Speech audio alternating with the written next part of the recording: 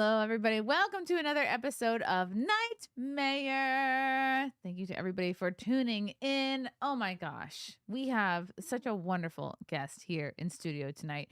She is an author, she is a keynote speaker, she is a mindset mentor. She is my friend. She is hilarious. She's so many things. She's a hot blonde. Welcome to the show, Madison Malloy. Thank you. I'm so excited to be here. I'm so excited that you're here. I didn't even know we were live. I love that we're live. This is like so fun. We are live, and you know what? Matt's going to tell us what's going on in the chat. He's going to tell us, producer Matt's going to tell us what this, because I have a TV screen that's usually on. And one of our monitor displays isn't working. What, there may have been a toddler like loose really in the studio earlier, and he may have disconnected some of the equipment, but it's fine. We just are, I'm just going to have to fire him from his intern position. And exactly. He's disconnecting the monitors anyway. But like Madison and we've been friends for how long at this point? I would say at least 10 years. Yeah. And I used to come on your show, The Wet Spot. Yes. My Compound Media show. Yeah. Rest in peace. And somebody asked me, they said, why do you have like a decent amount of porn stars following you?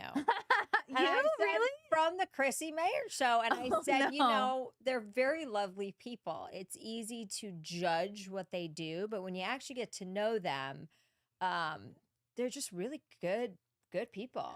Yeah. And it was great to have my eyes open to that and to learn how not to judge somebody by what they do.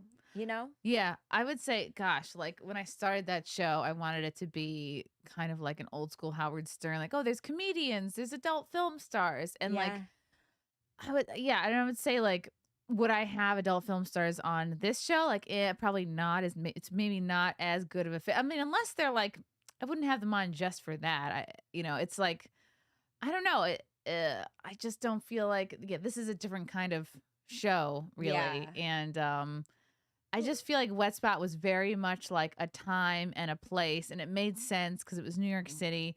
And I felt like comedians and like adult film stars are kind of similar in that they're a bit like kind of ostracized from normal society in some ways, and that have a lot in common. And like, I would say that we shouldn't judge like the women in that industry. And also like, I hate that it's kind of seemingly like a permanent mark, if you even like but that's what you have to know going into it. Like if you even dabble in that industry, like that's kind of what you're going to be known for. Well, of course. And then there was the rise of the OnlyFans, especially during COVID, and people were making stupid money, but like that shit follows you. Mm-hmm. And yes, Madison, you and we could have cleaned up on OnlyFans, but we resisted the call. Yes. And I remember I remember my dad. My dad he's a CPA, and he had a client, and he came home and he said, have you ever heard of this fans only? And I said, you mean OnlyFans? He goes, yeah.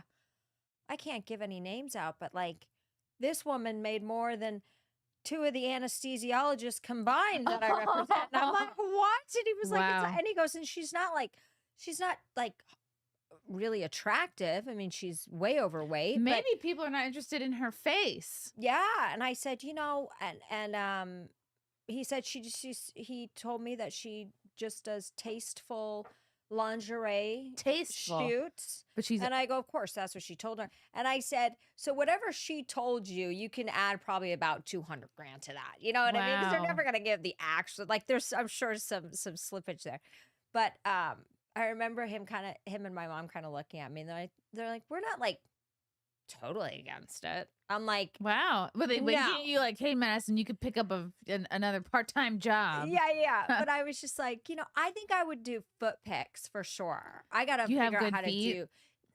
I don't think you need to have good feet. I think like I have a second toe that's a little bit longer. They say like that's the sign of a leader. That means you have athletic tendencies. Yeah, and I was an athlete. But I remember when we were in comedy and we were auditioning for stuff, and I remember because I'm a size 6 or 7, depending on the manufacturer, they were like, "Oh, you're perfect foot size for modeling." And so they Wow. said, "Take a picture of your feet." And I'm standing at one of the comedy shows. I think I was at like Broadway Comedy Club or something.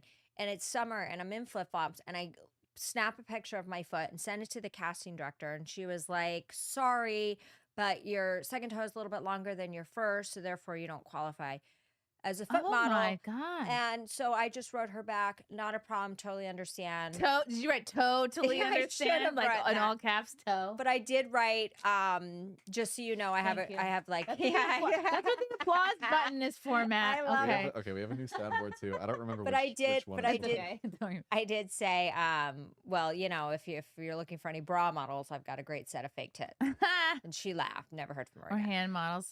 But I feel like honestly, you don't even. I think there's people looking for anything. But I'm glad I never did the OnlyFans. Although I was talking to a comedian, I won't mention the name, but it Do I wouldn't know matter if them? I did. Of course, she's great, but she was telling me, you know, she's making 6 figures as a side hustle. But she goes, "I On don't do any. OnlyFans? I don't do any porn. I just like put up like thirst traps." And she goes, 6 "I've looked figures at your a year? yeah." Okay. And she goes, "And Madison, I've looked at your Instagram and like you had a photo on there where you're like on the back of a boat looking like a smoke show. Like you could have made money on that photo. Hmm. Instead, you just got a bunch of likes." And I said, "No, you're right." And she goes, "I don't do any of that porn stuff." She goes, "I'd probably make a lot more if I did, but I don't need that." And so, So she's a full-time stand-up comic, yeah, but then this allows her to to do have stand-up. to Yeah. put all that energy in, and now she's doing really well. Really well. Wow. Yeah, it was a very fascinating conversation. I think some of the most fascinating conversations happen in the green room at comedy clubs. Oh yeah. You know? That's when you really get to know somebody. And I don't know. Yeah. It's a very interesting time because some comedians act differently in the green room. Some are like trying to network. Some are just like they need to be completely in their own thoughts Yeah. and looking at their notes. Yeah. Like, yeah, it's different for everybody. That's so interesting. But I wish you had told me you were trying to get into the foot modeling biz because I Well, I'm not did really have- trying, but like if I I could had- make it like some extra dough, like I'd be stupid not Let to. me tell you. So yeah, I'm here to tell you, I was a foot model, and you do not make that much money. It no, was I'm like, not. I'm not like a foot modeling anymore. I was doing whatever I could to keep afloat during the when we were heavy Oh, in yeah. the comedy acting stuff, and like this was years ago.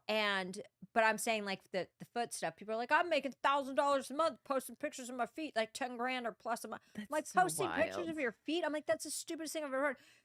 It's also the most genius thing I've ever think heard at it's the same also- time. I feel like was once like, you start, wow. my opinion is like once you start, like you have to cut, like it's your Oh. time, but I think it's also your spirit that's going into that. Because let's say like, oh, I make all this money doing I foot agree. stuff. But what if the person's like, all right, you gotta buy a bunch of mac and cheese, and then I want you to put your feet in it, or you gotta buy balloons, you gotta tie a balloon animal around your foot. Like that's so much time and creative energy How much are spent they- on someone else's fetish. On But some- it's a price, right? Like I've had, Yeah, it's your you've time. had jobs you don't want to do. I have jobs I don't want to do. I mean, you know what I work, mean? Like work is work. we were I both like suppose. executive assistants when we were, you know, young in our comedy days, like Yeah. making it. And I was like literally. I didn't want to go get coffee all the time. in 2011 as like I was still an executive assistant. Yes. It's not that long, 5 years ago. Exactly. So yeah, it's like you 2021. yeah, Yeah, it's one of those things where it's like as long as you're getting paid, like you just do it. I don't think I know if I'd have an issue with that. I And guess I it like depends the foot. for I like everybody. the foot thing because nobody knows. right. You know what I mean? Yeah, you Like, can't get nobody fired from knows. your job if like someone's, hey, is this your foot, Madison? No. Or Oh, like you okay. meet the love of your life, and then they're like, "Oh my gosh, you're so amazing," and then they find out you had an OnlyFans page. Like if you're trying to marry like a man from like a very Christian family, you know what I mean? That probably I'm would be glad a I deal never did it. breaker. I'm very glad I never did it. I was tempted. I think every woman was tempted. Oh yeah, it's like a big old bag of money, and you're like, well, it's easy, and I think it's Yeah. too easy for a lot of women to pass up because it's and I think if you're really heavily considering that, you're not thinking about how this is going to affect you for the rest of your life. Like But if you're in there's- your 20s and you're like, oh, I Yeah. will make more money doing this than anything else. it's hard to walk away from that. That would have been a no-brainer. But then there's people on there that are making so much money. We're talking like fuck you Wall Street money, like Wall Street hedge fund top. But I know girls that are on there and They're fine for life. they say that most women are not making that kind of money. Most women are making like $150 a week or something. But that's like the majority of actors in Hollywood too. You have the cream of the crop. Well, it's in every industry. You've got your top echelon that's making 90% of the money, right? You know what I mean? Mm-hmm. And so that's how it's going to be. So it's just like, are you going to get in the game and compete to try to be in that top percentage tier, or, you know, but if you don't, I'm glad I didn't do it. Let's just put it that way. Yeah, I am too, because it's like, it seems like a lot, I don't know, a lot to have to kind of, I don't know, not really, not undo, but yeah, I think it would have taken a real like toll on my soul. I think it can change your trajectory. And and I feel bad for these kids now, because it's like their whole lives are online, right? Even like the little kids now, like there's you know, a family on TikTok. I follow them because they're so sweet and cute, and their kids are adorable, and it's always the TikToks of these little kids. But like these kids, like, yeah, they do the stuff, but I don't know if they enjoy it. They can't sit there and say consent fully and be like, yeah, I agree with this. Like, but like for the rest of their lives, I mean, they're cute now, but the thing is, like, I remember when I was in college, I was extremely wild in college, and I know that my grade. Cue the tape. No. Yeah. Like the stories I have in college are insane. Like, thank God, I always say, like, God put me on this planet when he did, for a reason. Like, the perfect time. It was like I was just at the cusp of everything, right? Like, right as Facebook was coming out, I was just at the end of college. Right as, like, camera phones were coming out, I was like, had a big girl job. And the thing is, like, because I remember we would I'd make out with girls to get attention. You were a party lesbian. Yeah. Oh I would like throw in dips of tobacco to like be cool. You know, we would do stuff. Were men really impressed? But I don't think our men being like, I want a woman who can throw back some tobacco. Back then, hey, listen, it was a Are you trying to impress a cowboy or something? What man is gonna be like, yes, more of that, please? Bing. Wait a second, though. I grew up in Colorado, and I'm gonna tell you, in my high school, and we weren't in like a hick town or anything. We were in like a very populated suburb, right? Like, you went out of my parents' subdivision, and you could go, you know, this way there was a gas station and something else, and this way there was a shopping mall. Like, there was just shit everywhere. Like, it was stuff. Very suburban. And, yeah, but it was very like populated. And we had a group of girls my brother's age. My brother was 2 years older, and these girls were gorgeous. Are you the youngest? Yeah, they were the cheerleaders. You and seem like you'd be a soccer cheerleader. people. I was lacrosse, but these girls would sit. We had this like a little outdoor area at lunch, and they would sit on this fence. And I'm telling you, these were the hottest girls in high school, okay? They were 2 years older than me. You looked up to these girls. And they all were chewing Copenhagen. And their names, yes, they called them the Copenhagen Angels. I shit you not. And I'm like, so that's ew, that's so disgusting. Who wants to make out with these? Like, I guess probably the guys in the chat are like, yeah, it would take a lot for me to like pass up a hot girl. Like, sure, you could. And most of them are still hot to this day. And they're still like chewing. 45. I don't think they're still chewing. But they were called the Copenhagen Angels. It was like a real thing. Ew, they're just spitting into old empty Snapple bottles. But do you remember one of my old jokes I had when I was doing stand-up? I'd be like, yeah, everyone thinks I just, you know, I look like a trophy wife or like a second wife. But really I'm just a closet redneck. And I am. Like, I love like Coors Light, cheap beer, and country music, and like dive bars, and then I go and chewing tobacco. And then people would be like, ew. And I'm like, well, you know, just to make sure the guy knew ahead of time that I was a spitter. That was like don't expect much. Yeah, but that was like the tagline with it. But yeah, no, I had my fair share of dips. Dips. That's DIP. People in the chat, before you start making up rumors about my dear friend here. Copenhagen Angels. Yeah. No, but in college, and then we had the disposable cameras, right? So if it was Oh gone, yeah, it was the gone. spin the wheel. Yeah, Those were so the days, and you'd have no clue. Like that's when your selfie arm really mattered. Like this is before our front cameras. Like you just had an actual camera that you'd have to turn around and take a picture, and that's you got one shot. But here's the thing. I look back at the photos taken during that time frame, like when I was on spring break in high school and college with these disposable cameras, because that's what you'd have. And they were some of the best photos. Maybe it's because we were super young, Or but the memories also were so great. the memories were good, but also there wasn't this freaking Obsession over it. pressure of like, Yeah. oh my God, am I going to look God, good? there and were then no somebody taking filters. 100 pictures at once, and you're like, I what mean, the it's fuck also just like happened? you're young. We were like younger, so we wouldn't care about looking better. But there also wasn't this like cultural thing of like filters, and there was no like No. tweaking. You weren't And they're because there also were no good. filters. You didn't obsess over how you look. It's like the Mhm. technology kind of inspires the looks obsession that we have now. Well, I think the filters and the increase in social media obviously has directly impacted the plastic surgery field yeah, and the cosmetics field, which is great for them. yeah. But I think Because I it's not was- just like it used to just be public figures, actors, musicians, or whatever. Like you're in the public eye, you're going to be in Yeah. a tabloid. Those are the people that are thinking about plastic surgery. It wasn't just regular people, but now everyone is a kind of a public figure because of social media. So now everybody's like, do I need a facelift? Do I need Botox? Am I like, do I have a chin issue? So it's everybody now.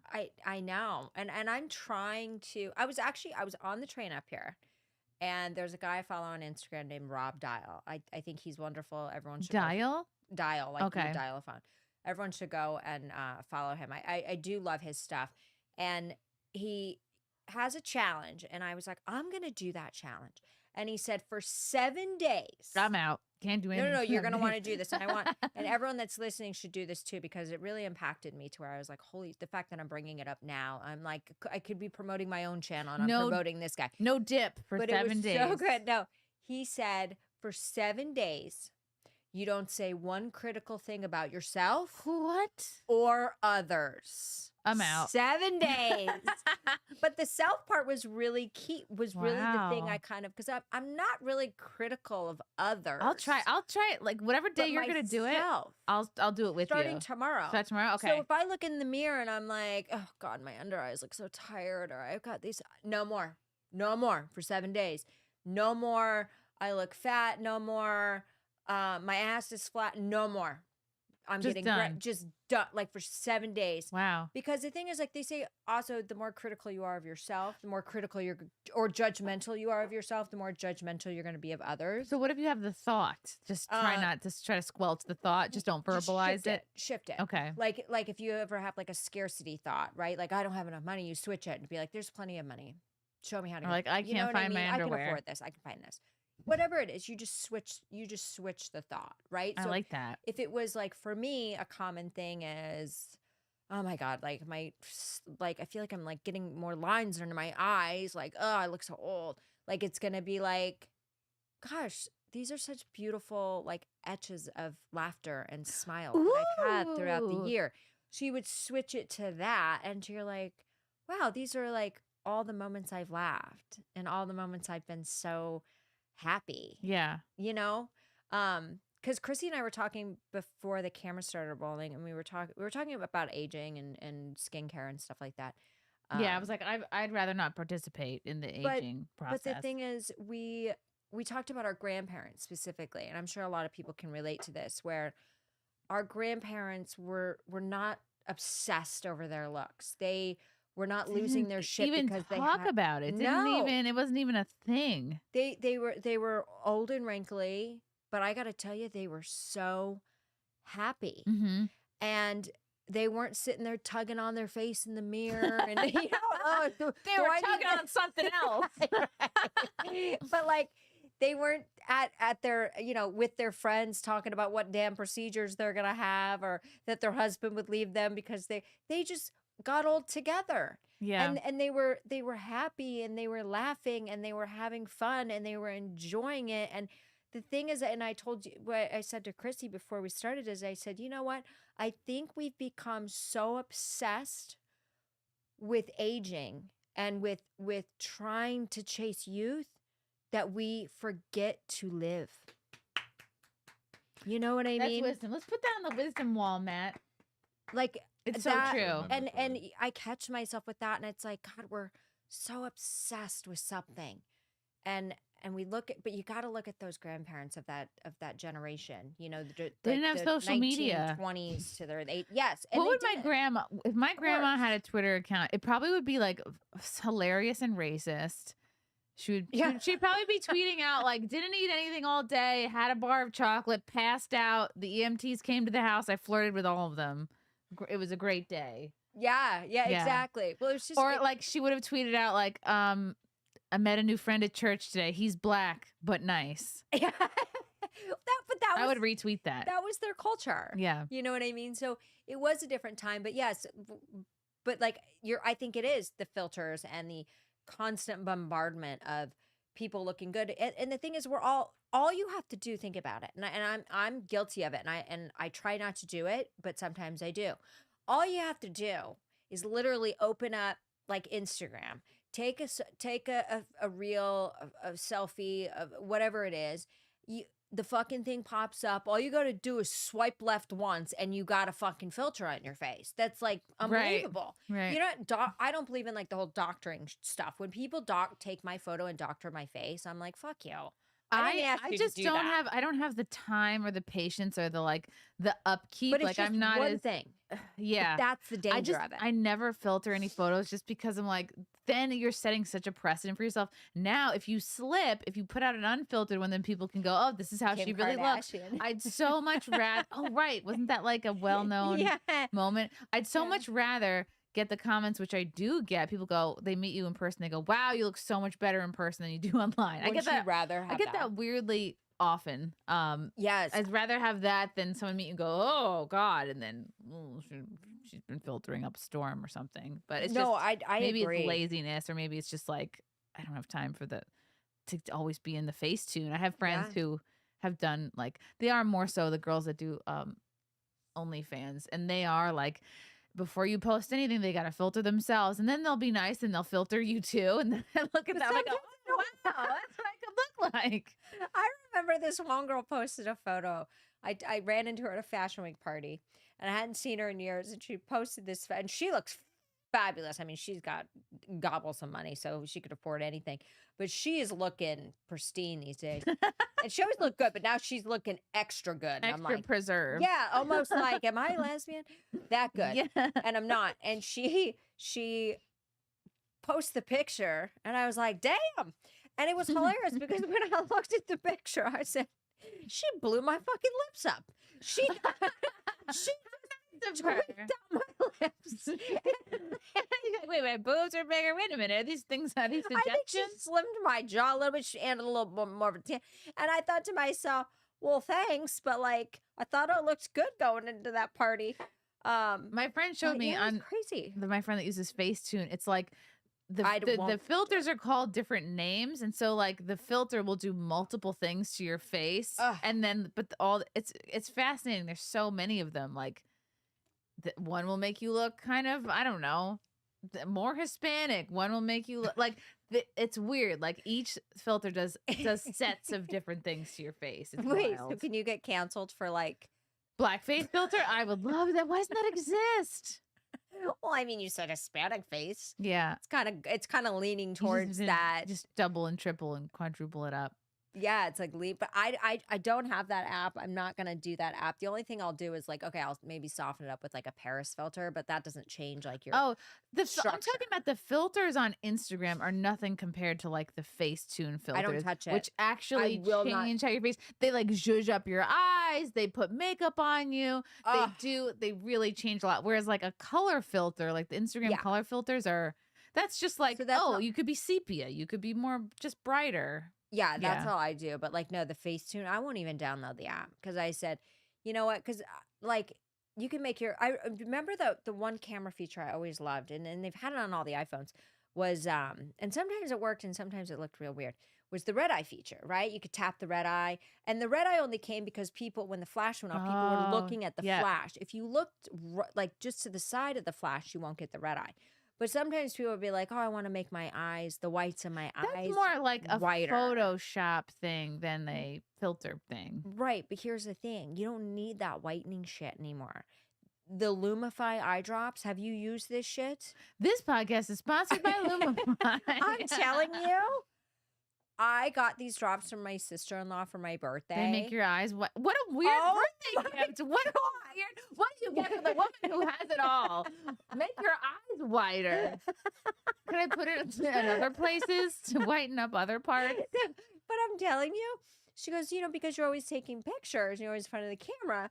I thought, and I go, oh, okay. Did you use it tonight?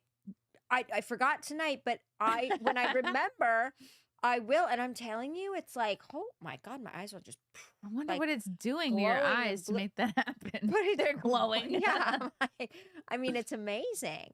And I do love it. So now you don't really need to whiten up. You don't need to do as much to your face, but I just think that there's so much advancements in skincare and technology, and also a lot of the aging and stuff, if we're going to that, is happening mainly at the cellular level, right? And we've been coming at it from a topical level, which is still important. Is like very American but thing the to do. cellular thing is so important. So like my TikTok algorithm is very specific to me. It is like, Trump stuff, Jesus is coming back, 3i Atlas is coming to get us, and like peptides to stop aging.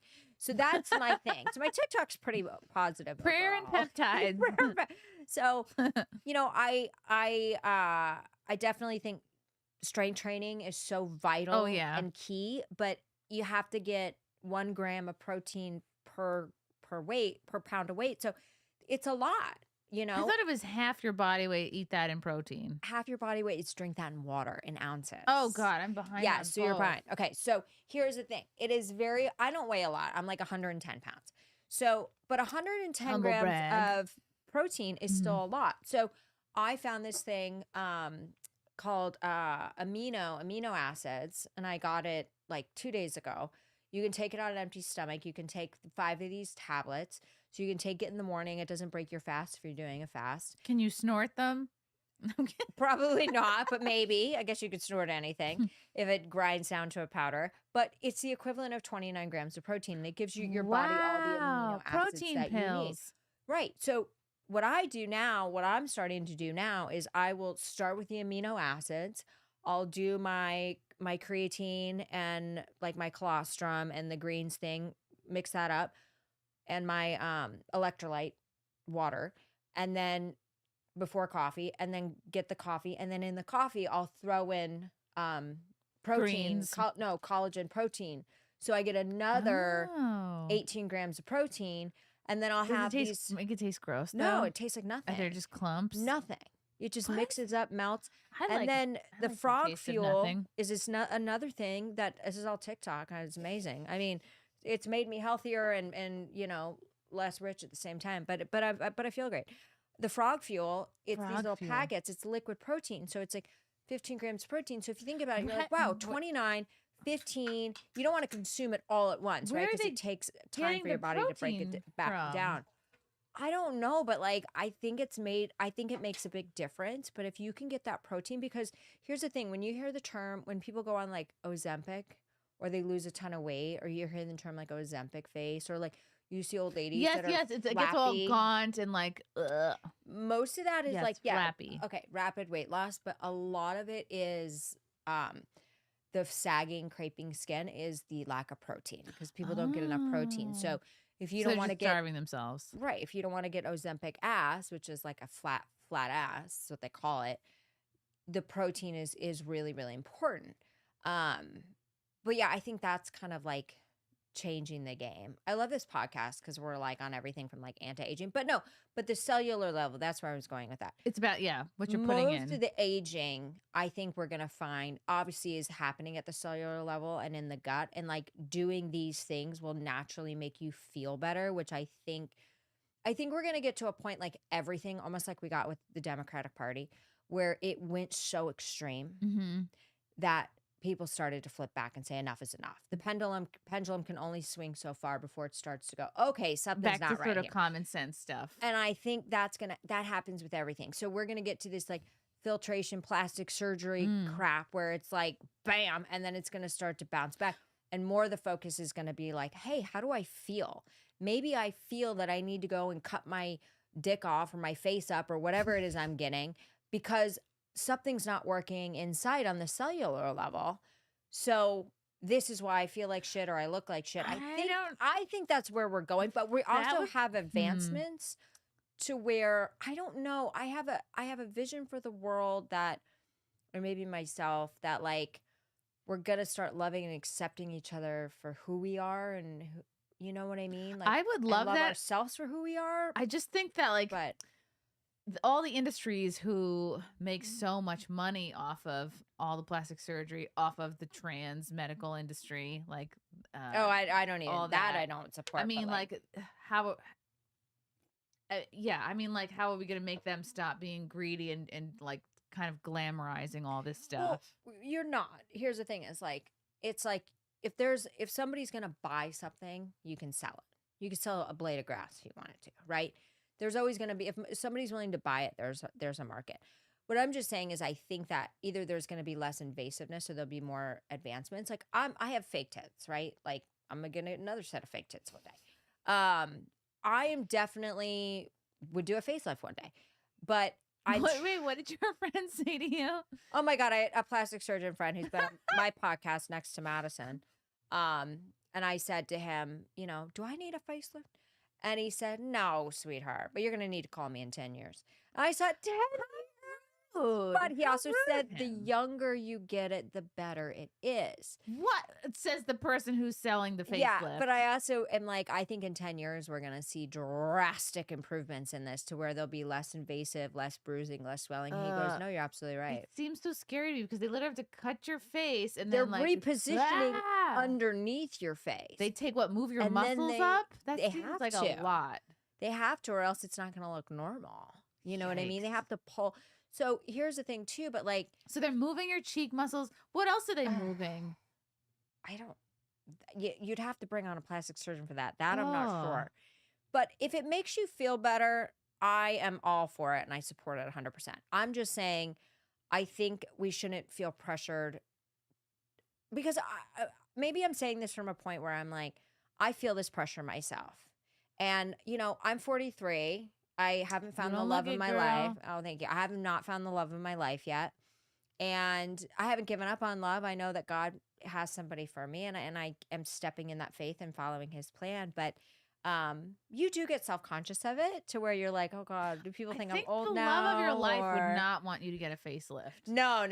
So, but you still want to like look good. You want to look your best, right? But here's another thing too. I made a video on this. I haven't posted yet, but I saw some other guy post it today because I've heard this a lot where women put so much pressure on themselves to look perfect, right? To be a 10 out of 10 is high she can go. And the truth of the matter is men fuck 10s, they marry 7s. And the reason what about 4s? It depends on what state you're sitting in. You know what I mean? But I think the reason for that is a 10 is so focused on perfection that if a wrinkle forms, if an eyelash, nail break, something's just a little bit out of whack, they're losing their whole day over it. They're losing their mindset over it. They're not, their whole self-worth is wrapped into the look. Where the 7 is good looking, but they know they still have to use their personality. Right. So I say it's better to aim to be a 7 than a 10. Well, also if you are a 10, I mean, obviously you have to be like genetically gifted and all that, but that means you're spending like, I would say at least 4 hours a day on like your looks, be that working out more probably. Oh my God.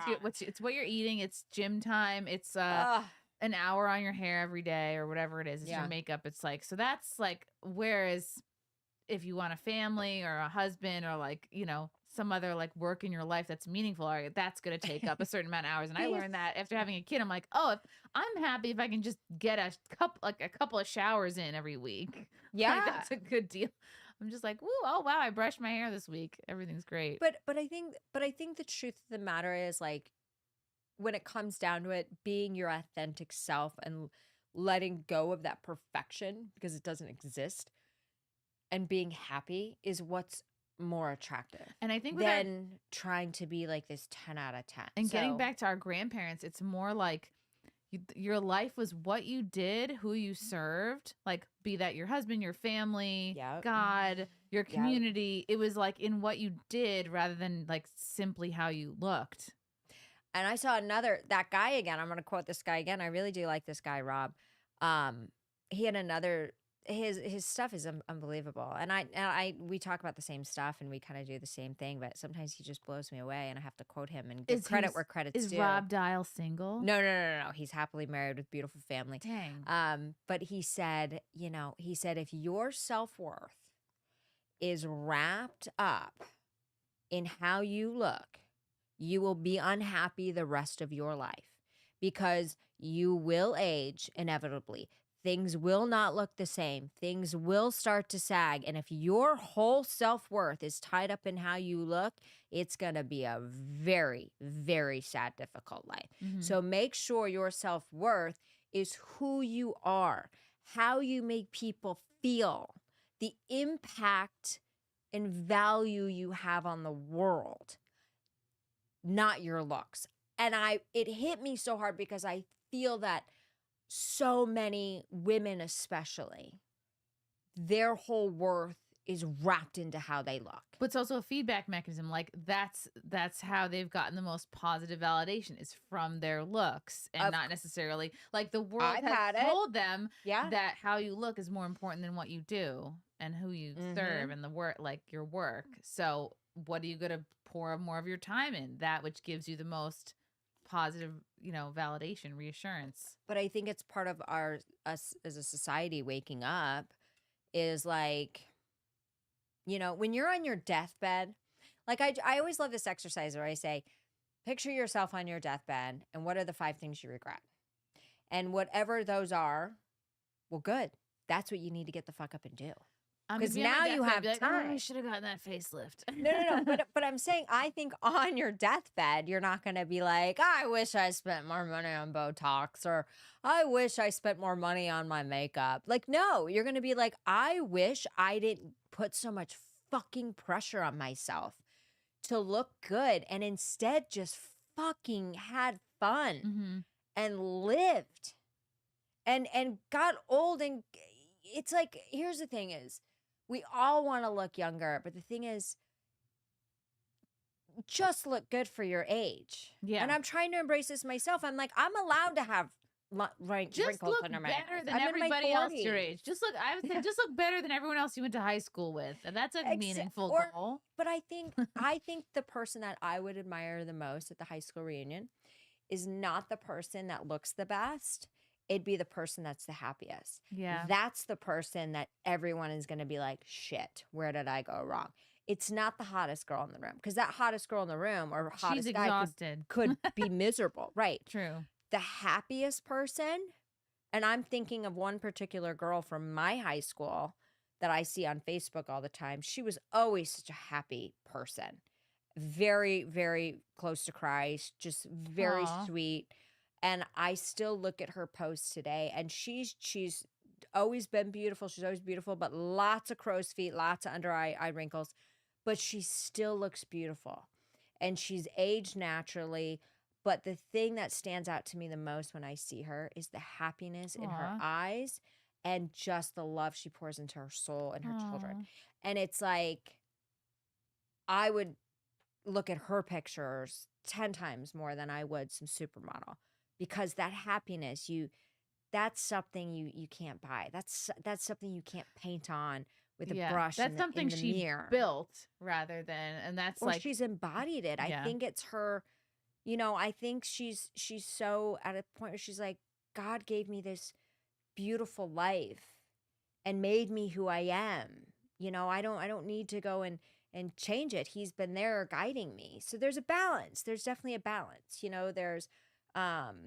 I'm somebody who would have, had a lower bluff and Botox, but that's just me. But I'm also, I'd say I'm a happy person, but am I as happy as this chick? Probably not. She's great. A little more Botox, a little less happiness. We'll meet in the middle. but that's the person that I always think of from high school. I'm like, Mhm. who I'd say most of my high school friends, they still look really good. And they, but I look at now who's the happiest, not who Hmm. makes the most money. In my 30s, I'd be like, all right, which one of these bastards makes the most money? Like, that's the most successful. How can you even tell just from Facebook? But I mean, I see them when I go home and I'm friends with still a Okay. lot of them. But in your 30s and your 20s, you're impressed by that, right? Like, oh, this guy did this and this girl did this. And then you get to your 40s and you're like, wow, like the value and the happiness and success changes. I mean, for me, it did at least. Like, I don't care who has the most money. Like, who looks the happiest? Mhm. Who married the right person? Who's got like the greatest kids? Like, who's just just living their best life? Like, that's who I feel is the most successful. Yeah. Do you know what I mean? It's just amazing. And maybe that's me changing so much. No, I think that's like your values. There's like hopefully a Yeah. larger awakening going on. In addition to, I think your values change as you get older. You start to see like Of course. if you do pursue like a relationship with God, which I think I guess I'm trying to do, get closer by my adult CCD. Yeah. But also just as you get older, hopefully the right values come into focus. And I wanted to touch more on like how you made this transition from like, first of all, like how you first got into comedy, and then how you made the transition from comedy to now like keynote speaking and being a mindset mentor. Yeah. Not a life coach. No, that's very different. No, you have to pay me a lot to take you on one-on-one. So, when I was in college, it really started in high school and college. Did you go to school in Colorado? Well, I went to high school in Colorado and then I studied finance in Boston. And I wanted to go to Wall Street. That was my thing. From the time I was 15, Because that's where all the men are. No, that's where all the fuck the men. That was where all the money was. My focus was not on the men, it was on the money. And it was on making my own money, not men with money. And so my self-worth somehow, some way in I had a great childhood, but some twisted, fucked up thing that happened to me somewhere along the way. You think it was dating? My self-worth became like, oh, well, I'll prove to everybody that I'm worth something when I make fuck you money. And so I went chasing the money. I think that's also the kind of like feminist brainwashing all of the women our age sort of were confronted with. Yeah. So I'm like, oh, I'll prove that I've made it and I'm the best and blah, blah, blah. Like my I don't need a man to have It wasn't money. even the need a man. It was just like, I'll prove to the fucking world and like everybody else, like, fuck you. Like I fucking made it. All the things I couldn't have when I was little, I'm going to have it. Da, da, da. So instead of chasing the happiness, I chased the money. And so I was one of the first people to get hired on Wall Street out of my university. I got into an analyst program, so they hire you like 5 months before you graduate. And you can't spell analyst without anal. Yeah, exactly. Done it a couple times. Not a big fan. But not recommend. Yeah, but when I got there, I was like, well, this sucks. This isn't what I want to do. And I saw the women; they looked miserable. There wasn't a lot of us either. And I'm like, well, this isn't the answer. And so then some guy that lived in my apartment building. He looked successful. We struck up a conversation one night and, I started talking to him in the elevator and I said, excuse me, sir, are you the biggest player in New York City? What a question. What somebody? I was just a 23-year-old, like. Are you the biggest player in Sex in the City? No, but I wasn't. I wasn't even thinking like that this was an insult or a weird question. Wait, were you thinking like dating player or like financial player? No, like dating player. Oh, okay. And he goes, "What would make you say that?" And How old is he? He was probably. I was 23, so he was probably 29. And he said, what would make you say that? And I said, maybe I'm naive. I haven't lived in the city that long, but every time I've seen you in this building, you're with a different woman. So I was just curious. And he got such a kick out of that and laughed. He goes, well, one of them is my sister. The other one is, and then I'm from the South. Yeah, there's a few in rotation. And so we struck up a conversation and I made him laugh so hard. And he said, what do you do? And I said, oh, I'm a residential mortgage-backed bond trader. Now, That's what you do. Or that's what he does. That's what I did. I'm Wow. laughing because you're not understanding. The year that I was an RMBS bond trader Was it was 08? no, it was leading up to 08. So I was Okay. directly involved in buying those shit loans. So it's all your fault. The financial collapse. Yeah, is exactly. Directly your I wasn't fault. that powerful. But yes, I was somehow tied up in that. Trust me, I used to get calls. I'd be at New York Comedy. Well, we won't. Let me get to that part first. So, anyways, the guy's like, "Oh, I have this pet business. We sell these pet themed keychains." He goes, "You should come over What? and run So this you're website." doing better than this guy. Yeah, I know. So he goes, "You should come run this pet distribution site for like products." And I go, No. "Okay." So I don't do my due diligence. I quit my Wall Street job after my bonus, but my bonus was so big, I have enough cash after taxes to live with zero income How for much was 1 your year bonus? on Fifth Avenue. How much It was a lot. It was like 6+ figures. And I'm talking my 20 years. God, So what? so What I am have doing enough. with my life, Matt. I have enough to live. And so I decide, fuck it. Yeah, I'll work for sweat equity. What a fucking scam. Anyways, Sweat. needless to say, 2008 happened, blah, blah, blah. Other things happened. They made mistakes. I made mistakes. It just wasn't a good fit. And the business was collapsing before it could get off the ground. And they wouldn't put more money into it. I was strapped. I couldn't hire the people I needed. Anyways, at this point, my Series 7 license, which is a financial trading, had expired. I'd have to go get it again. I called my dad and I said, I fucked up my entire life. Could you get a Series 6 or something? A Well, Series no, 5? but like you needed the 7 and 63 for what I was I didn't doing. know if they were like iPhones. You Yeah, just no, get no, an I know. You older don't one. just buy these.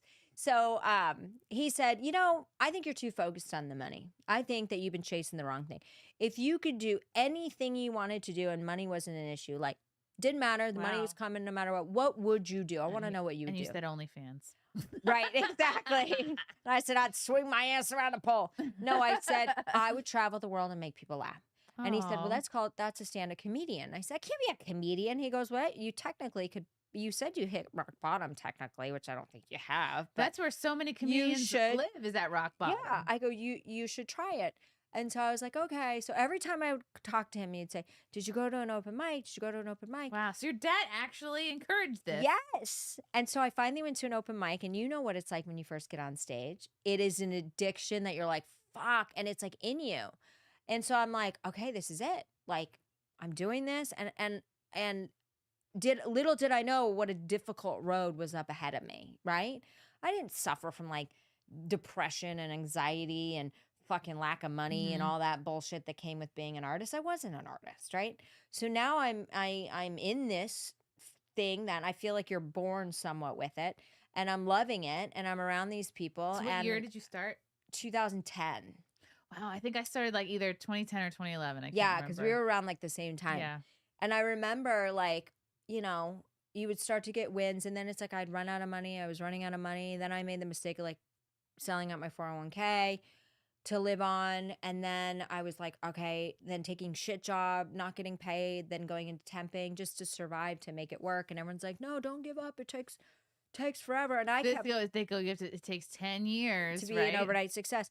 So I kept falling deeper and deeper and deeper into depression. The problem with Which having is perfect for comedy. right. So I said, I must be a comedian. But the problem with being depressed and sad and not happy in your life when you look like I did is very difficult, because I looked on the outside like I had every fucking thing going for Oh, me. and people I would could look at have you and go, oh, you're a everything pretty I white want. girl. You Yes. have everything. So God forbid there was something wrong with me. And it's like I wasn't allowed to ask for help. I wasn't allowed to be sad. I wasn't. So it's like, and I constantly had people telling me, you need to be yourself on stage. And I said, this is me. I am stuck in this second wife, Greenwich, Connecticut face. But underneath, I'm just a trailer park lesbian. Like, what more do you want from me? And it was so confusing when you're still trying to learn who you are to express to people. Like, I look like this, but that's not me. So they were expecting me to be like I looked, but that was not who I was. And I've had this my whole life. They wanted you to come on stage with You a just cardigan. need to be yourself. Yeah. And I'm like, motherfucker, let me explain something to you real quick, okay? I've been to a nudist colony. I've seen 1,000 fucking Ooh. dicks in 7 days. I didn't touch Ooh. any of them. I said, I am being myself. I've chewed tobacco before I could drive a car. This is me. And they were like, what? Where so was it the was nudist? confusing. Where are these nudist colonies? I got stuck at one in Jamaica. Stuck at one. Oh, yeah. Jamaica? Oh boy. I'm sure there's a lot of talent out there. Oh my God, I've seen everything. All I remember is we didn't know where we were going. Jamaica, that sounds so scary. I put it in my book, my first book, Time to Lighten the Fuck Up. Great Christmas present, by the way. Or Hanukkah. Where can they get it? They can get it on Amazon or go to my website, Barnes & Noble. But there's a lesson in there about not judging others, right? Because it's like a self-help type It's about book. the nudist colony.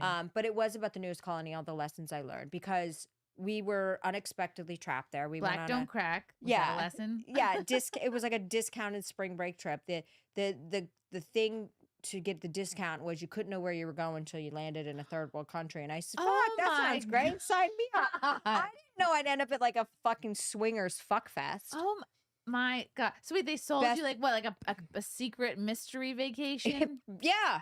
We're 20 years old. There's no cell phones then. And the thing is, my girlfriend and I are so naive. She's from New Hampshire. I'm from Colorado. We're coming from Boston. And I remember laying on this bed. We had 2 beds. Laying on the bed, looking up, going, who does their makeup laying on the bed? Why is there a mirror? This is in Jamaica? In Jamaica. Okay. I didn't know what that was for.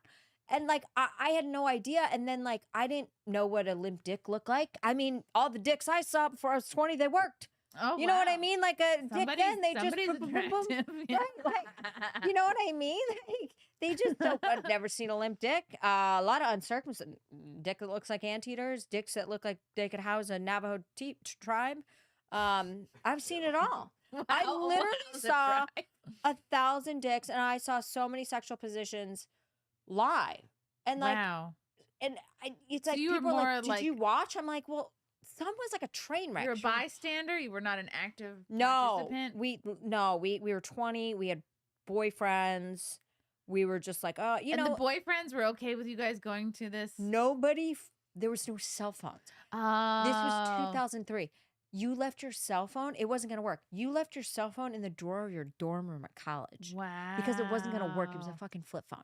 So you get to that How country. cool. It's like, yeah, the hospital will call you if anything happens, but see when we get It back, could right? just be like a regular spring So, break trip. There, Yeah. right. There was no way of communication. My parents didn't know where I was. The boyfriends Cool. didn't. Nobody knew where we were. No Also, buddies. so scary. And no social media. So it's not like we could post Were on there foam Instagram. parties? I went to Jamaica for a college spring break, and no. we had like just up to your chin in foam. Oh God, And so you're like, gross. ugh. Yeah. They didn't have foam parties. The one thing I thought was really weird is they had a wet T-shirt contest, and I'm like, what is the point? Everybody was just naked. So the one thing You we probably did do, won that one. but the one thing we did do was we did go topless because we were getting more looks with our bikinis on than if we just took our top off. I didn't put the bottoms on. Really? Yeah, because it's like what doesn't fit here? Oh, the girl's wearing swimsuits, right?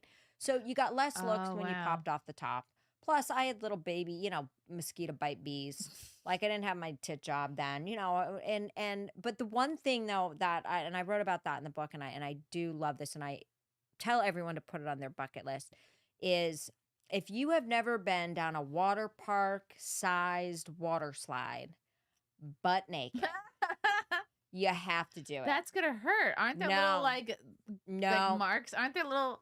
Because I've been on not water if you're on a slides. body one. Not if you're on a body one. Okay. But I'm telling you, the amount of drag that little bikini bottom causes is unbelievable. When you're bare ass down that thing, You fly down. you whip down that thing, and I'm telling you, and as a female, the biggest douche you have ever had in your life. I mean, I'm telling you, water is pumping out of you for like 10 to 15 minutes. It is just, and like, you try to keep your legs closed, but the power of the water is just like, boom. It is a tidal wave. Squeaky clean. Oh my, literally. God. And you're just, but I'm telling you, like, Yikes, a that sounds water slide. Painful potentially. Oh, no, but like if you are if you're a super wealthy person, rent out a fucking water park so all your friends can experience this. Because it is. I want to feel that. I don't think they just let you go naked at a regular water park if you rent you, it. money Matt. You can do whatever you want. Okay, how much extra does it cost for all of us to be naked on these slides? We're closing the place for the day. Matt and your wealthy friends are coming over. No, Also, it's so true. It's so true because at the Villa Roma, they close it off when all the Jews are there, and the men go nude in the pool and in the hot tub, and the lifeguards have to like look the other way. Yeah. Yeah. Is So I'm that just real? saying, with enough money, you can do whatever you want at these places. Also, I'd like to interject. I don't know, because I've gone down slides in like just, like shorts or whatever, like the bathing suit. Yeah. And it shreds my back every time. Right. It does. Because it has those little striations. It has those little like lips where one piece connecting, connects like to the other. the dung, like where they connect. Really? It can hurt your. Well, yeah. Sometimes if it's not a bougie brand new slide, if it's an old ass slide, you feel it. You feel. Well, most of them are one. A lot of them are one piece. Okay. But yeah, I guess it just depends. But those ones where you go and then it's like down? like basically gravity is the only thing that's keeping you down. Scary. Yeah. I want to do that naked. I want to do one of those naked. No, they only had like a big. But you still had to crawl up 8 flights of stairs. This is how big this water slide was. But the ones Yeah, where I've you go done that. straight down, those are the ones that hurt the most. The Because one where even if because ground. it's even if not it's all comfortable, you can't. And you feel like you could. I'm surprised more people That's haven't scary. died on even if it's one piece, like the force of like the water, because you're going so fast. So by the time you get to the bottom, it's like it's gonna be in it's your like it hits you. beehole. Like, But the thing is, like, people forget like how powerful water is. Like, there was this rumor, this girl that like went to my high school. She wasn't my grade, but she had fallen off the back of a jet ski, and like she was on the back. So the person driving was the one hooked up to the thing, and she fell off. And the way that she fell off, like the jets, like. Like, is this the girl that looks so happy all the time that you follow? And I think we know why she's so happy. But it like blew her ass apart. They had to like they had to put Humpty Dumpty back together. Wait, what? Blew her ass apart. But like it just ripped. Like the jet basically taint? just like it was basically like wait, from the jet ski or from the water of the ocean? from the jets. Because the way she fell off, the jets into the basically jet? shut. No, the water from the jets to push it basically. Oh God! I mean, that's not a water slide jet. I would. But I was like, oh my God, that poor freaking girl. And I'll see She's her never the sometimes same at again? the gym. I don't know. I want to walks ask with a her. limp now? I'm gonna follow her into the bathroom after I give her a laxative. Ask her about the jet ski incident. Yeah. Oh, I should ask her if she wants to go jet skiing. Yeah. Oh my God. But can you imagine that? But that's how powerful like water is. Oh, but anyways, okay, back on how I got into what I do. So you're doing comedy. Yeah. So I'm doing comedy. So anyways, I go into this. And you're supporting yourself with like basically like you like ran temp out. jobs. You ran out. I ran out of all my savings. fucking money. Yeah. All of a sudden I went from being the Now you're job to job, like most comedians are. Exactly. They have whatever day job, and then at night they're doing comedy. and all of a sudden like some of my friends stop inviting me on vacation, certain places. Oh, you couldn't afford it. And I'm like, wait, what? I still want Wow. to be. And so I So started to we feel saw you like at the open mic. We didn't like your material. exactly. I started Please to feel don't come to the Hamptons with us. We're embarrassed about you. So, but then, I started, I started getting depression. I thought, laughed. Well, I guess I'm a real comedian now. And then the anxiety, and I never experienced any of this. And like, I didn't grow up in a family like people went to therapy or took antidepressants. Like, this was all so foreign to me. And so all of a sudden, I'm like, well, I'm fine. I'm fine. Like, I wasn't gonna go and be like, hey, guess what? I don't feel good. Somebody put me on a drug, right? So I suffered for so many years, and I just kept and I just kept like I was living for the future, where I was like, I'll be happy when I make it, And then I was living for the future, where it was like I was living in my life, but I was like wishing I was somewhere else, but I wasn't manifesting it. If that makes sense, You didn't have a plan. It was almost like I wish I was this person, or I wish I had this, or right. It was just this. It was this. all my success was just right out here, right? I'll be happy when, I'll be doing this Yeah, like, when, and I'll be doing this. would it be like if I make it at this club or if I get this? Were they all comedy related goals? Like if I get this, then I'll be Um, happy, or were they all types of it goals? was just money. It was money. It was just Okay. money. It was like the amount of money, Okay. If right? I make X amount of dollars, And then I I'll was be so happy. into scarcity that like I was Hmm. so deep into scarcity and feeling like there wasn't enough. And that's like, how can you ever make money when you're so stuck in that scarcity? And a lot of our population is stuck in that scarcity and they don't even realize it. They're worrying about their bills. They're worrying about not having enough money.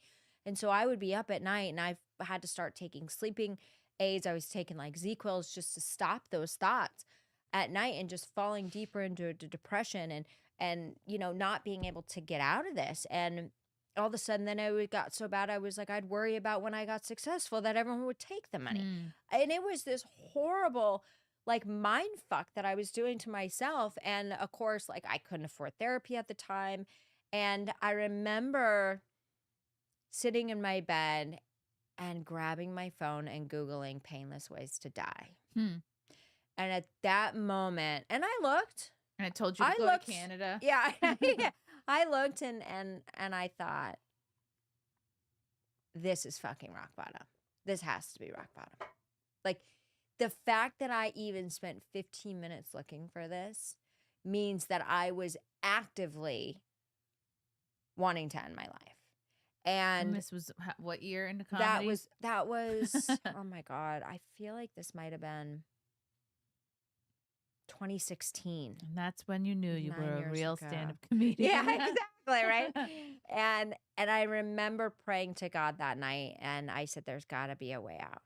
And the next morning I got up and I saw, I don't know where, if it was online or something.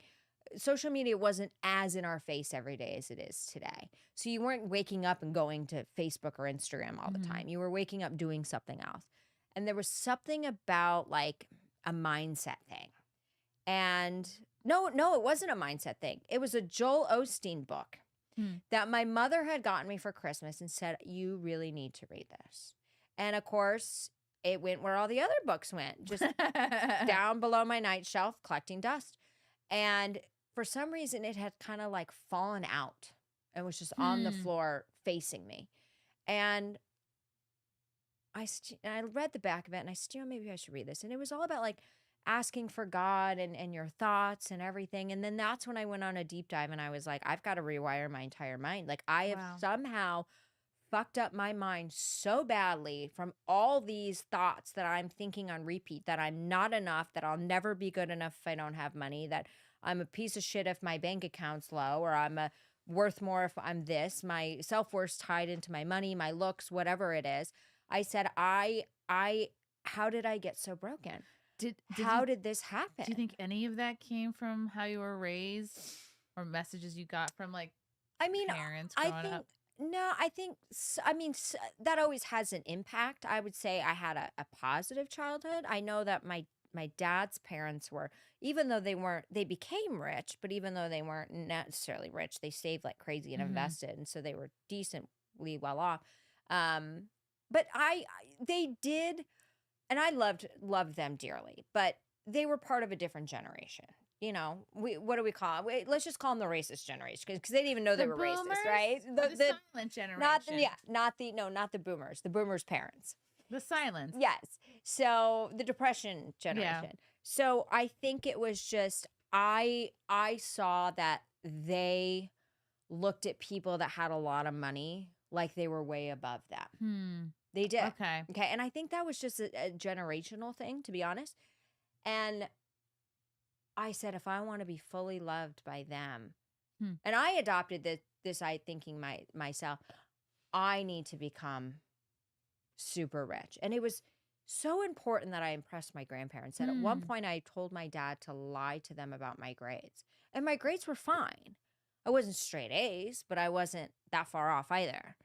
But like, wow. So I'm not blaming them. I think that we all have to take responsibility in how we interpret things and how we self-inflict those on ourselves, even as children. It wasn't them sitting there like, oh, we purposely set out to make her feel like a piece of shit. No, That was my perception and my interpretation. But yes, did that have an impact?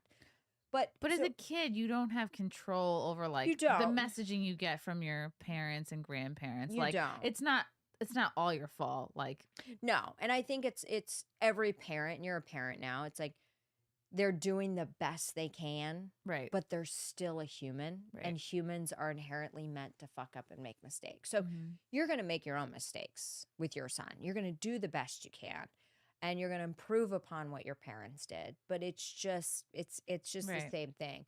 But flash forward, I had read that book and was like, you know what? I've gotten so far. I always believed in God, but I had gotten so far away from God. And so I really went on a deep dive into Neville Goddard and The Secret and Bob Proctor. The Secret was another book my mom gave me that was collecting dust under there, and started reading these and realized that, like, holy shit, my thoughts have created my reality, and everything I'm feeling is going based on my thoughts. So I started tracking my thoughts. What was I thinking? And I started writing it down. I wasn't overanalyzing. I was just like, I'll be happy when I have this. I'll be happy when I have this. Oh, I'm not dating this guy because I feel like I'm not rich yet. I wouldn't date men Huh. because I didn't think I had enough. I didn't have anything to offer Aw, because I wasn't rich. This is how fucked up this got. wow. And finally, so I would write all this down so I could become aware of these. They were there, but they were almost subconscious thoughts. And those are like your most dominant thoughts. Now I was like, okay, how can I start rewiring these, right? And then it was like the scarcity versus abundance. Okay, this is why when I'll get like a big windfall, it disappears or one won't come for a while, because I'm so programmed into not having enough that even when I get it, my subconscious doesn't feel safe having it. So I find ways to spend it Okay. or sabotage the next thing so it doesn't come in. I always had enough to get by. I never like went homeless or anything, but I came close a few times. And looking like me, you were close can't. to being homeless? Of course. I mean, I could always call my parents, but I had this stupid thing called pride. You know what I mean? Yeah, I know what you mean. I never wanted to ask my parents for money ever. It's like, I'm too good. So, you know, I started realizing that, like, I am fully in control of my life. And I went and got my hormones tested. I realized I was diagnosed with a thyroid disease at that point, or thyroid issue. Got on the medication. I had dangerously low vitamin D because, God forbid, the sun gave you wrinkles, so you stay out of the sun Even too after much. that Jamaica trip, you didn't have enough vitamin D. Yeah, exactly, right? So got, on the right vitamin D supplement, started looking at the nutrition, and then was like, you know what? I'm not ashamed of this anymore. I'm taking the stigma away. Nobody has to know. I'm going to get on a mild antidepressant just so I can get out of this while I'm trying to retrain. And I went on a crazy deep dive. I was like studying Neville Goddard. I was studying Earl Nightingale stuff. I was studying Bob Proctor stuff. And looking at like Mind Valley stuff, looking at Tony Robbins things. And I was like, you know what? Like coming up with my own way of like, how do I rewire my mind, catching myself to where I would start thinking scarcity and switching it into abundance, finding ways to where I'm like, okay, this is when I seem to attract more opportunities. What am I thinking? What am I doing? So I started tracking this. Like people track their steps or their calories. I was tracking my fucking thoughts consistently. And the emotions I was feeling to those, and the way people would treat me, which is and also the interactions I had at like Starbucks or at a whatever store where people, because your energy is the first everything thing that's people. going on. I've heard people And it do was that. Like so what are the true. conditions like where when they binge eat or something? Like what Yeah. are they feeling? What's going on in that moment? Like at the times that you're kind of like you get out of control with food. Like what else is happening? So you start to become aware of like the whole picture. Well, exactly. And so, at that point things just started rapidly changing, and I was feeling better, and I was just like, holy shit, your mindset runs everything. And I would hear people complain about stuff, and I try to kind of bring it up a little bit. Well, if that's the thing you're always thinking, like that's what you're going to attract. And they'd be like, oh, you little woo woo. And not everybody was ready to hear it. And that wasn't my job to go around and preach something people don't want to hear. And then all of a sudden I was like doing really well, and things felt easy. For the first time in my life, things felt fucking easy. This was how long after like This the was, hitting like, rock bottom that you got to this place? Right before COVID. Oh, okay, so 2019. Because I was retraining my whole mind for like almost 3 years. And studying the shit out of this. I was like, wow, you're doing stand-up also? Yeah. Because I was like, this is the only thing that was going to save my life.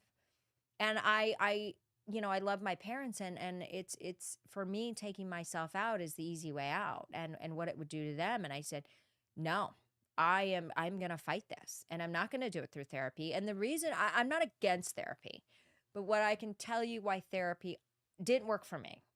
Some works for some people, but I'm not a huge proponent of it, is because your thoughts are so, so powerful. And the stories we tell ourselves dictate who we are and what we get out of life. And when you're in therapy, it's always talking about your past. And so you're constantly living in that trauma center, right? Because they're not talking about like, tell us about the best day you had at Disney World. You're not like getting over it and looking to the future. Right. It's tell us about the most fucked up.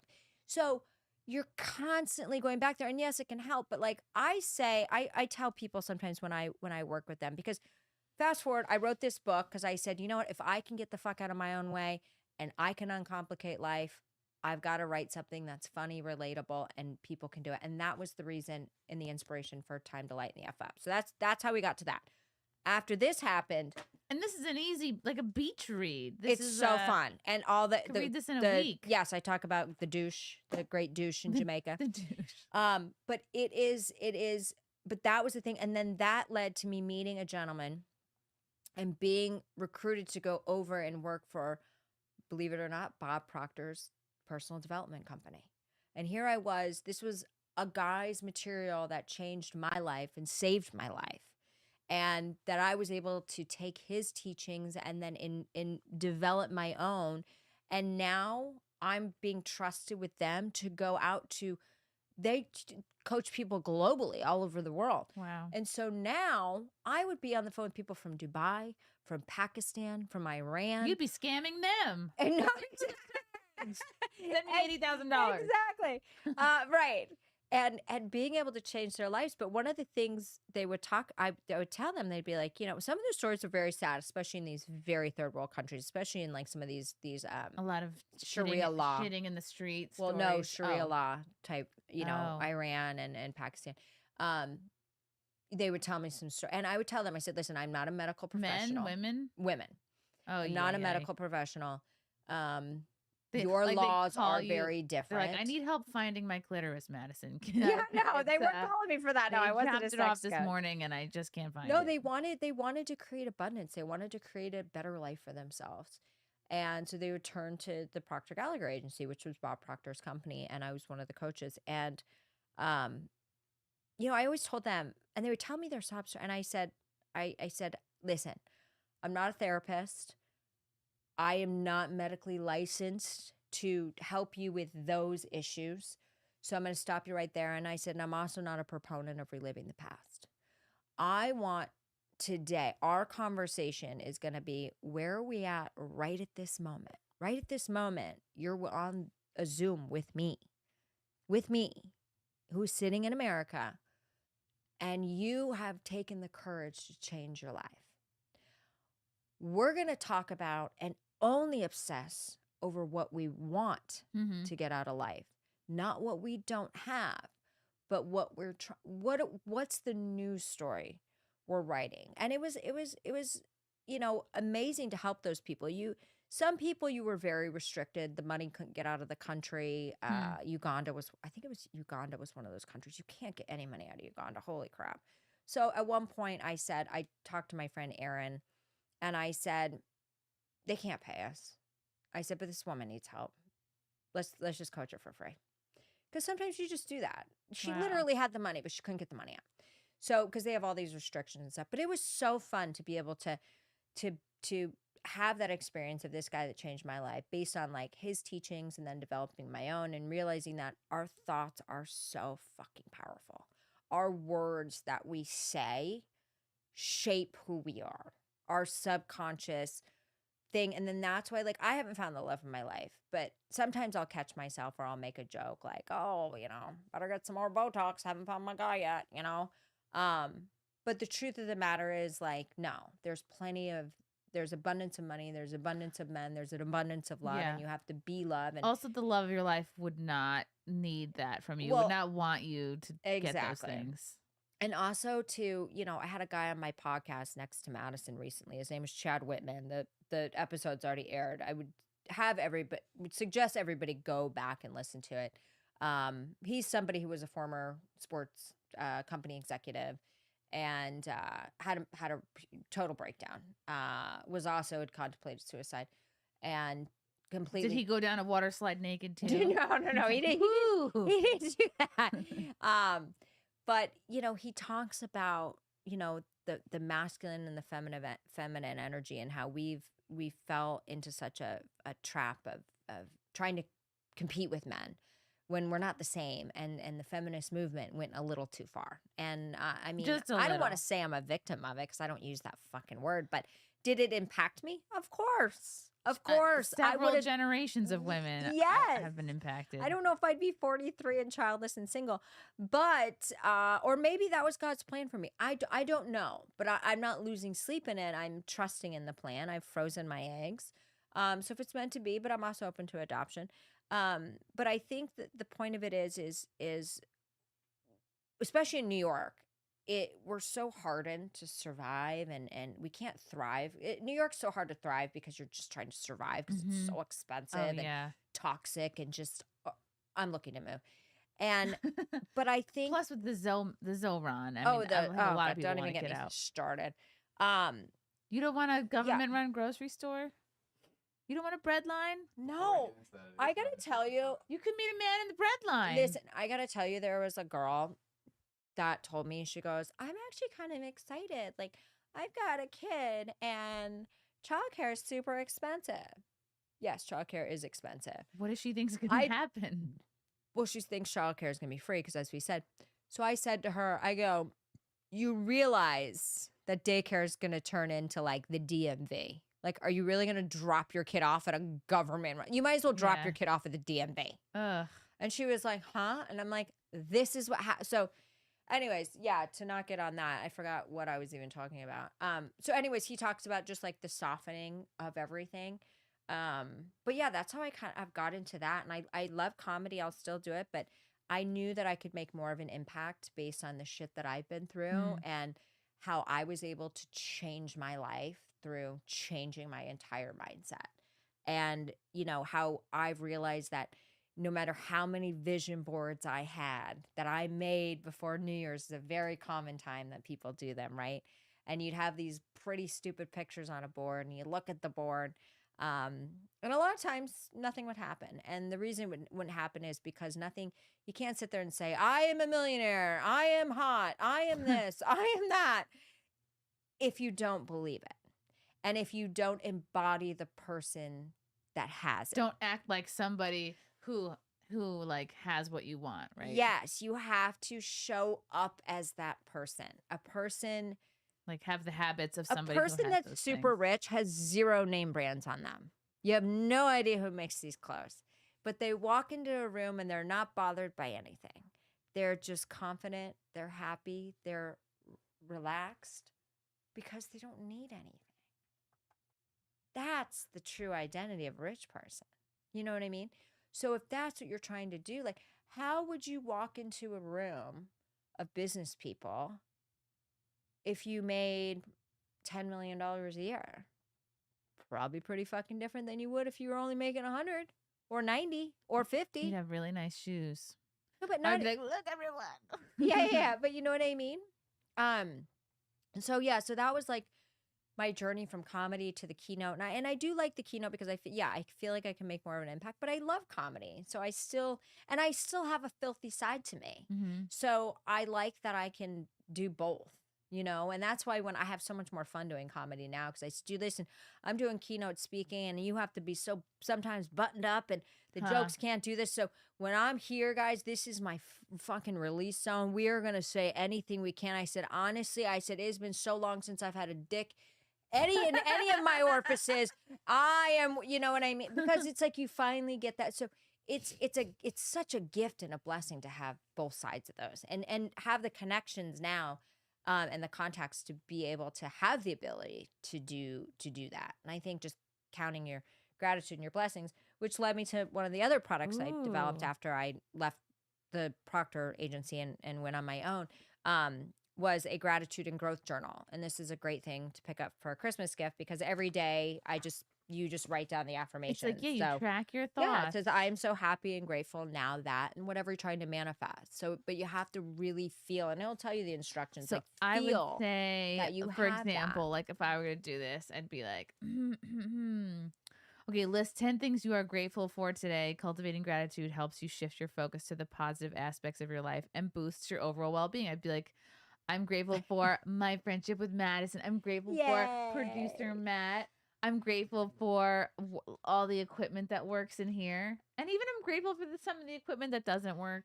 Like the TV. The I like audience. the TV. I'm grateful for the Yeah. audience. I'm grateful for everybody who put money towards my Give Send Go I to help pay for the know. studio. I'm grateful Rocky, love for the him. the viewers. I'm grateful for all the platforms that this podcast can be on. And that's just one category of my life. I'm so grateful for the bean, my family. Yeah. Like everybody in like yeah, my in-laws, my husband. I'm so Yeah. grateful for my health. I'm so grateful. My God, did I fill it up already?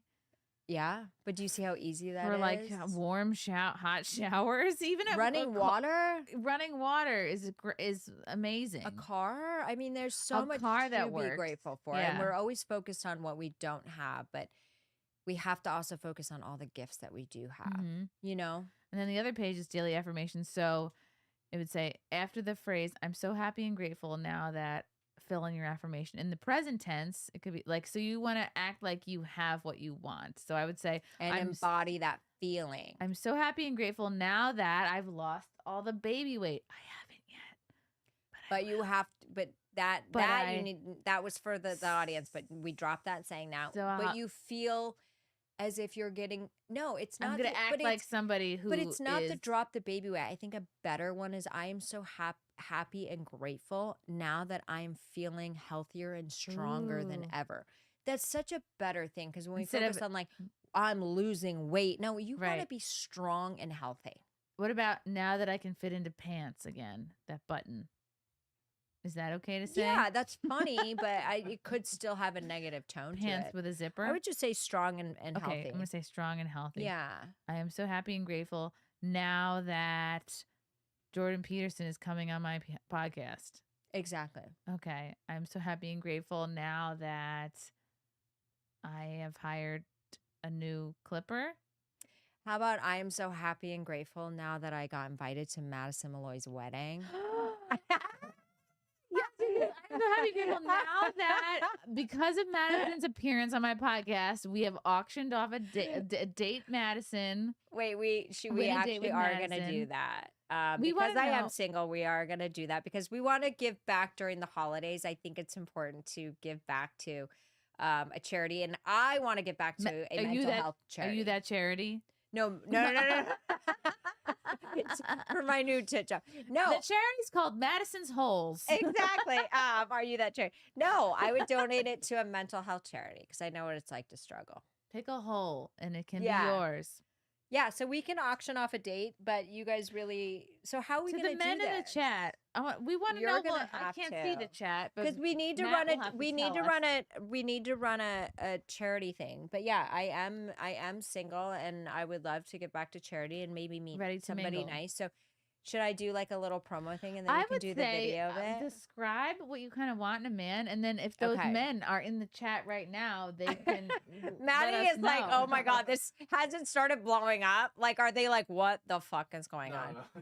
Oh wait. I should... Also, Sorry, Matt, she's let probably us know. talking about- I if wish we there could are super really- chats that we've ignored. Yeah. Yeah, we okay. So Okay. Let's just, go over just to so the- you both have a time check. It's exactly 10 p.m. right exactly. Okay, Okay, perfect. Okay, okay. so wait. now. I'm going to list what I want. I want a nice guy who believes in God, who is a Republican, who is close to his family, loves dogs, like Jesus lover, can take care of himself, can take care of a family, just like an overall like good freaking human Mhm. being, I tend to like preppy, but somebody that fits in Nashville, Tennessee would do fine, or Okay. I'm kind of Do into those you southern care if they're southern preppy divorced or boys. not? No, they just have to want to I'm not sure if I'm set on maybe having a kid, so they can't be totally closed off to that. So maybe just open to having And one you're kid, possibly. And you're if I decide. okay with someone with kids. Of course, Okay. yeah. I have a lot of love to give. Aaron James is Ooh. very interested. Ooh, Aaron James. Aaron Great. James. He's actually, I think he's an eligible bachelor in the chat. We know Aaron. Where's Aaron live? Yeah, where does Aaron live? Please post your full Please address post in the chat. full address and zip code. No, for us. don't do that. That's dangerous. Don't post your full address. Where do you live? Ooh. What's your net worth? Madison, you really are like a catch. Like every time we Oh, hang well, out, thank you. and I can't believe that. Like, I just can't believe you're. But you're probably But just I'm also very discerning. picky. Yeah, I'm extremely picky. I'm not gonna settle. I have a full life. I've got tons of friends, a great family. I'm never bored. I'm not lonely. So I think that's where people can fall into dangerous traps when they get lonely. You're I'm not definitely not desperate at lonely. Oh all. my God. Yeah. I'm turning down shit left and right. And these are friend stuff, but I need to get better about, I start canceling dates to hang out with my friends. I'm like, okay, I need to start prioritizing my DMs life a little bit differently. are Because I love my popping. friends. And you're just No, picky. not DMs like on social, really. I must come off a little bit of a I'll report you face. Because I don't get like dick pics. I don't get. Would you like nothing. some? No, okay. no. I was gonna say Matt here. could Yeah, send you yeah. some. Send you some. But no, It doesn't have to be of yours. yeah, but So maybe true. it's like the content I put out there too. It's like some, I'm like, here's how to be grateful. I'm grateful for this, and it's like, how about you be grateful for my dick? Like, it just doesn't fit. Yeah, You know what I mean? that's what she said. Yeah. Mhm. So, but yeah, just somebody who's nice, who just feels like a fit, and I feel like you can sit there and say this is what I want, but sometimes you don't know it until it hits you. Sometimes it's just an energy or a feeling or just a chemistry. I feel like you I'm are actually like grateful I haven't found it yet though, because I feel that I've experienced a lot that I might not have experienced in my life, or a lot of lessons also, and friendships and adventures. So I don't feel that I've missed out on anything. I just think I'm ready for that now. Yeah, and it's not like you could very easily have been just in a horrible marriage the last 10, 15 years too. Well, I've and you'd be like, statistically yeah. avoided my first divorce. Yeah, look at that. So you're So coming that's out pretty impressive. as a lot of good guys are coming out of their first marriage. You're like, you're gonna meet them. They're on the back end. The problem is they want like the real young girls, but that's okay. I was like, Not okay, all take of them them. and their issues. Not all of them. I think you're like a Hallmark movie waiting to happen. I see. Oh, can we manifest that for Let- me I'm tomorrow? gonna put it in my That's your new book. book. I'm giving that to you. I'm gonna write a Christmas movie about you called Whole for the Holidays. Oh my God. Wait, that is Sounds the like best. an adult movie. But That it's is the not. best. Oh my God. That is the funniest thing I've ever. I'm sure there's a porn called Whole Whole for for the the Holidays. Holidays. There has to be. There must be. Oh my gosh, it'd be funny. Coming up on Hallmark. So Aaron James are there any other potential bachelors in the chat? Oh, let me look. Also, First of all, wait, I have to. super How many chats, viewers I have to do get, we have? yeah, I have to get a super chat. we don't away. know what's going on. There's no screen here. We have one from Night Owl for 2, and he says, No. What do you say? But "Mine- we're auctioning this. You guys have to start putting up cash. Well, these are old super chats. Yeah, this is from this before we started talking about this. He said, "Mindset mentor Madison Malloy is fun to say." It is. Oh, It's thank alliteration. you. It is, right? Mine says like bup, bup, bup, bup, bup. That's Ma, ma, ma, ma, ma. amazing. Amazing. But yeah, no, this has been fun. But no, if you really want to do this auction, I would love to do it. I will. The bidding will start at $20. No. $5? We're going for charity. Oh. 100. Oh my god. Okay. Gosh, do we have But you also have to then put this segment like and have it like keep going. Can't just be on the live thing. gosh. And then this I is think tricky it'd to be do. fun. Or maybe I should just go on my Instagram too tomorrow and be like, guys, I've decided to auction off a date with my. Do you realize that could actually go viral? I wonder if this would be It probably could go viral. an interesting thing to do, like when I'm I can raising see money the for screen. charity. Maybe we could promote it like and do it in the future. Like we could hype it up and we could promote it, and then we could do like I should be like, hey guys, like as a Yeah. way to give back, I would normally say buy my book and I'll donate the proceeds to a mental hold health on. charity. But now I'm like, you know what? At this point, I'm 43, single. If you want to buy a date with me, please donate below. What if someone wins a date with you and they live out of state, Then they fly in. Okay, so whoever it is would fly in to date fly you, fly into themselves New in. York, and they would fly in to date you. Yeah. But I think this would be hilarious. Like, she's 43, she's single. Like, I think this could be a thing. I think this would be funny. Okay. You should help me. We should do it and like promote it. And Yeah, you have to promote something like we this. have to hype it. We No, but can't just spring it on the chat. No. But I think we should do a video. Yeah. Where I should just do it and be like, hey guys, I'm Madison Malloy. Be in your bikini. No, I won't even be in my bikini. I'll be in like a preppy. No, I'll just be like, listen, I'm 43. I'm single. I'm happy. I have never found the love of my life. Nothing but an apron. But and I cookies. love charity, and I have decided that I'm going to take my shot, and I want to auction off a date with myself because I think of fun. I like. No, it has to be kind of funny. Like if I make it really funny, I'll have like Ron Barber shoot it in his mom's kitchen. Oh my God, you and Ron were could in be funny. the background of this like sketch we did a couple years ago. God, oh my God, it was sketch. Epstein Yeah, Island. it was the Epstein Island sketch we did. Yes, like with the found footage from like it was in 2020. Jeffrey Epstein's School of Massage. Yes, to repost that. Oh my God, it was so. We were all on Matt Mead's boat. Matt Mead's boat on this like little island. God, that was so funny, and it was so ahead of its time, and it really is so underrated. And like, you do need to relaunch it because Epstein's all the rage right now. You should put that out tomorrow. All right.